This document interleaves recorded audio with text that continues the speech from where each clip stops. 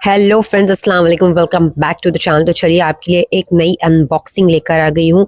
चिकनकारी का कुर्ता सेट आप देख सकते हो। मुझे बहुत दिनों से ये मंगाना था और मैंने आज मंगा लिया है फाइनली। और इतना प्यारा भेजा है ना मीशो ने कि मैं बता नहीं सकती आपको। बहुत ही अच्छा, बहुत ही खूबसूरत, बहुत ही प्रीटी वर्क के साथ एकदम फाइन नीट वर्क किया हुआ है इसके ऊपर। आप देख सकते हो कितने अच्छे अच्छे बड़े बड़े पैच बने हुए हैं और नेक के ऊपर इतना अच्छा काम हुआ है, स्लीव्स पर इतना अच्छा काम हुआ है दोनों तरफ।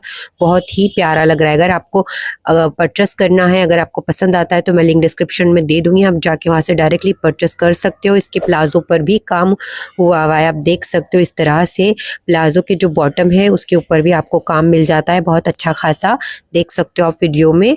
और इसकी जो देखो इस तरह से इसका इलास्टिक वेस्ट दी गई हुई है इसके अंदर, तो अच्छे से आप एडजस्ट करके इसको पहन सकती हो। अगर वीडियो अच्छी लगती है वीडियो को लाइक करो, चैनल को ज़रूर से सब्सक्राइब करके जाना।